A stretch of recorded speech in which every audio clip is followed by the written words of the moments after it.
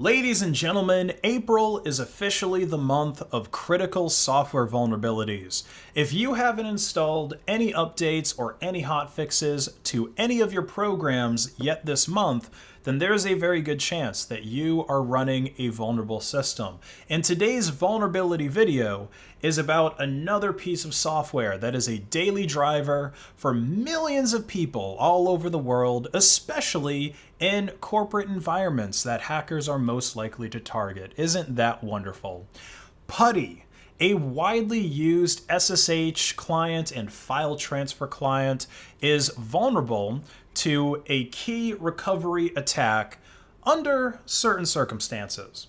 So the vulnerable versions here are 0.68 through 0.80 when the victim is specifically using ECDSA private keys, which are using the NIST P-521 curve. This vulnerability allows for an attacker to compromise the victim's private key if they are able to collect just a few dozen signed messages from the victim, and they have the victim's public key, which of course is supposed to be public anyway, as the name implies. So all of this information here, signed messages, the amount's going to depend on how often the victim is signing messages, but it's all pretty much public information that's very easy for an attacker to gather.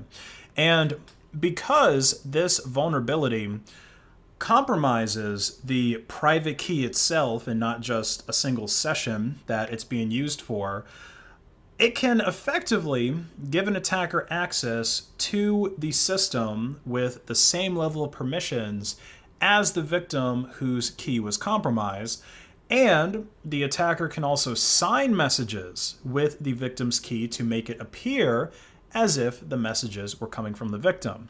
And to make matters worse, this vulnerability can compromise private keys even if they were generated with another SSH client. So maybe you have some private keys that now you're forced to use them with PuTTY for whatever reason. Maybe there's a corporate policy change and you have to change your SSH client but not necessarily your keys. If those keys were used with PuTTY for signing at any time, they could be compromised. The issue is not just with the PuTTY gen function. So it's really recommended to replace those private keys if you have a key of this type, regardless of whether you're using PuTTY right now or not. Now, like I said, PuTTY is a really popular piece of software, but not just because a lot of people are using PuTTY directly. There's other popular programs like FileZilla, WinSCP, TortoiseGit, and TortoiseSVN that all have vulnerable versions of PuTTY as a dependency. So again, it's very likely that those 521-bit ECDSA keys are compromised, and it's also very likely, like I said earlier, that you have some software updates to install if you're using any of those other programs. Now, the good news is the 521-bit keys that this software bug could result in the compromise of are not the most commonly used cryptographic keys out there. And so far, there aren't any reports of keys compromised in this way being used by bad actors to do any malicious stuff. It seems like, kind of like the XZ backdoor, that this bug was caught and patched before it could be widely exploited. Now, as far as the technical details of this bug go, there's a couple of really good write-ups about the issue that I'm going to leave in the description for the crypto nerds to read. But to just break things down really quickly, the problem lies with the one-time secret values that all DSA signatures require, better known as a nonce. If an attacker is able to guess your nonce, then they can effectively guess your private key. So that's something that you want to make sure is random, a randomly generated nonce, and you also want to make sure that you're not reusing nonces. Now, these days, all major operating systems and programming languages have their own libraries to allow you to generate random numbers or pseudo-random numbers.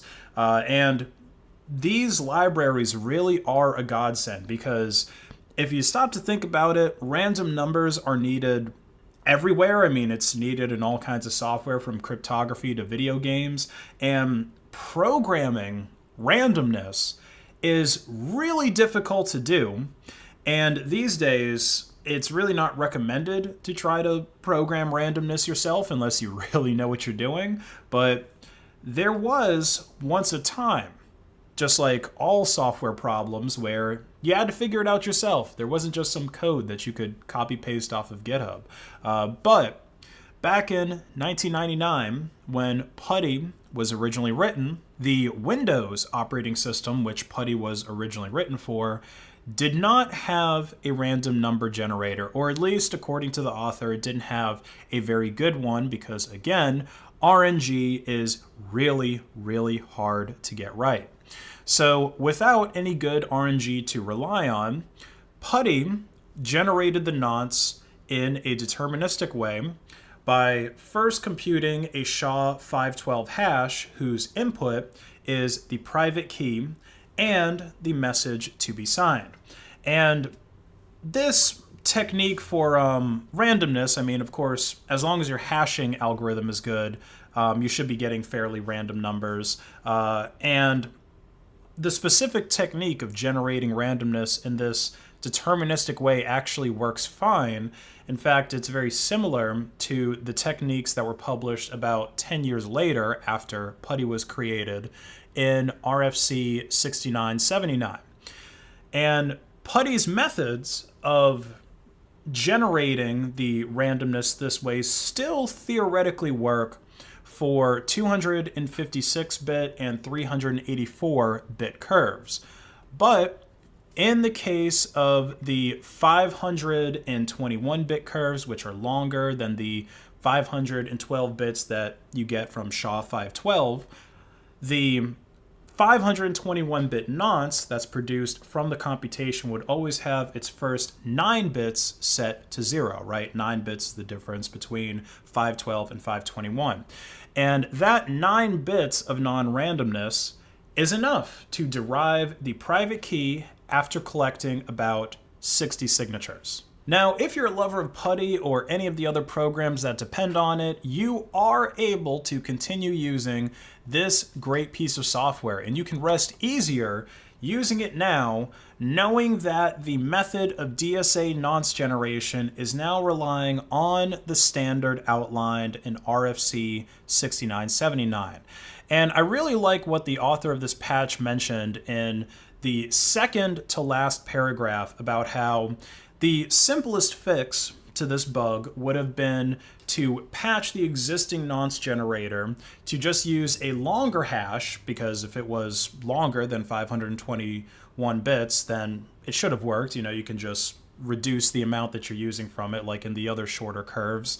Or they could have just concatenated multiple SHA-512 hashes. But, you know, instead of doing that so that they can continue using their own method, which they came up with a long time ago, you know, even before the industry standard, they just decided to now switch to the industry standard, putting user security before their pride. That's so important, and I really wish that more developers would be like this. So kudos to them. And make sure that you regenerate your 521-bit ECDSA keys, update all of your software, and if you enjoyed this video, please like it and share it to hack the algorithm. And finally, check out my online store, base.win, where you can get awesome merch like the Libre sleeveless tee, the tie-dye tour tee, or accessories for your computer or smartphone. And as always, you can save 10% automatically at checkout by paying for your order in Monero XMR. Have a great rest of your day.